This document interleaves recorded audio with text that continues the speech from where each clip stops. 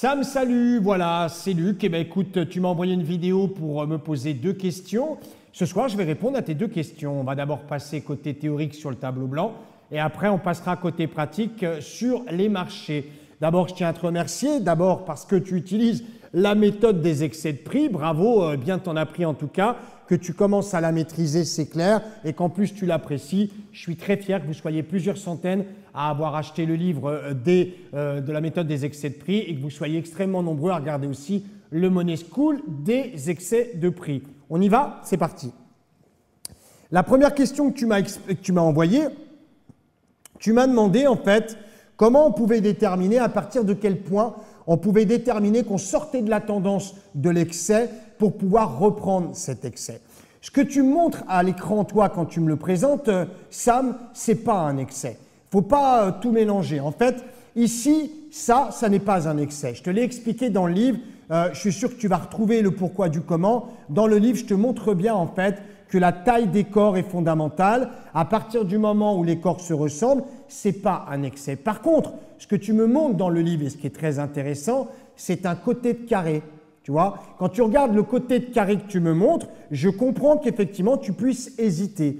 Le carré, en fait, ce n'est pas un excès à proprement parler. Par contre, toi, tu considères que c'est un excès. Pourquoi? Parce que tu as tracé effectivement ta médiatrice, la médiatrice qui permet de trouver le prix moyen. Tu te retrouves en zone de survente actuellement et tu te dis, si on est en survente, forcément, on va remonter. Tu n'as pas tort, sauf qu'en fait, la genèse de la reprise de cet excès est beaucoup plus lente et beaucoup plus longue qu'un véritable excès qui, lui, se forme d'un corps extrêmement puissant, qu'il soit X ou Y. Dans ce cas-là, c'est un vrai excès et tu l'as compris, le démarrage de la reprise se fait quasiment sur la bougie suivante et ainsi de suite selon les techniques de stratégie que je t'ai données dans le livre avec les récupérations en fonction de certains niveaux.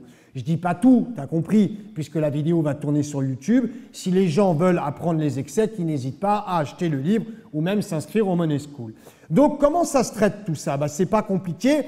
Pour comprendre comment se traite tout ce que je viens de te montrer, on va s'intéresser d'abord à ce que tu m'as dessiné dans un premier temps. Ce que tu m'as ce que tu as montré à l'écran, c'est un truc qui fait ça et après, c'est un truc qui fait plutôt ça. C'est exactement ce qui est en train de se passer sur les indices CAC et DAX. Et on va d'ailleurs prendre en exemple ces 2 indices, ça sera beaucoup plus facile.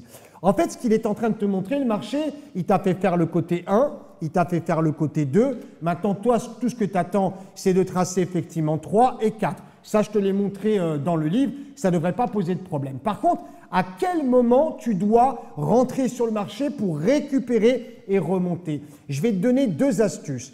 Tout ce qui est sous la médiatrice que tu as tracée et qui permet de définir la zone de survente, en définitive, est compliquée. Ah bah elle est compliquée. C'est les fameux 50% que je t'ai expliqué dans le livre.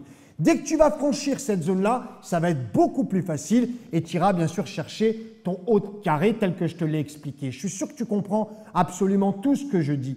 Clairement, tant que tu es en dessous de ta zone de médiatrice, tu es sous-vendu, tu attends de revenir sur la médiatrice pour pouvoir après attraper ce qui te reste à aller chercher. Ça, c'est la première explication, c'est le carré.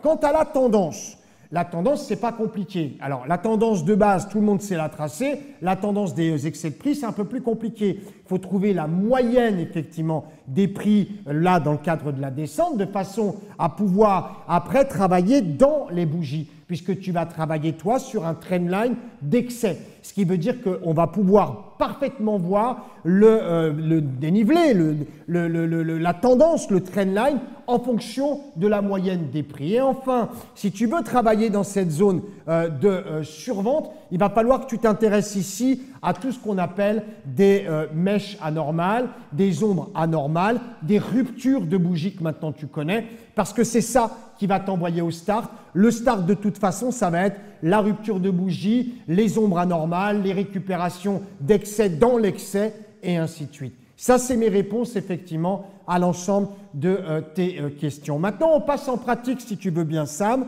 et on va montrer tout ça, bien sûr, d'un point de vue pratique. D'un point de vue pratique, ce n'est pas compliqué. Je te montre, par exemple, l'euro-dollar qui est là, hyper facile à voir. Sur l'euro-dollar, on est d'accord que tu as 3 choses à voir. La première chose que tu as à voir, c'est le fameux carré. Tu as fait déjà le côté 1, le côté 2, il te reste le 3 et le 4. Comme ça, tu sauras où est ta target et combien de temps tu vas effectivement mettre pour pouvoir aller la récupérer. Mais ce qui est super intéressant, c'est le start. Pour le start, tu as deux choses à voir. Tu as d'abord effectivement la rupture de bougie, et la rupture de bougie, c'est ce qui est fondamentalement important et on vient de le crever.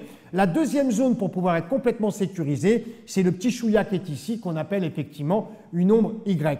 Méfie-toi, si tu es un peu joueur, un peu, tu vois, tu veux pousser l'adrénaline, tu vas travailler sur le bas des corps. Si tu veux t'amuser effectivement beaucoup plus sécure pour charger full marge, tu attendras effectivement le bas de ton ombre Y. Quand tu as tracé ça, ben, il ne te reste plus qu'à tracer les deux autres côtés. Ça, je sais que tu sais le faire, mais ça n'est pas un excès, malgré qu'on soit effectivement sur la zone véritablement de la médiatrice. Quand tu regardes ce que je t'ai tracé, on est d'accord que ça et ça, c'est bien ce que je t'expliquais. On était en surachat et on vient de passer en survente. Le signal est là. Encore une fois, mille merci à toi, mille merci à vous de suivre la méthode des excès. Et je crois qu'en ce moment, d'après en tout cas les messages que vous m'envoyez, vous vous éclatez. Take care, choose enjoy. Ciao, bye bye.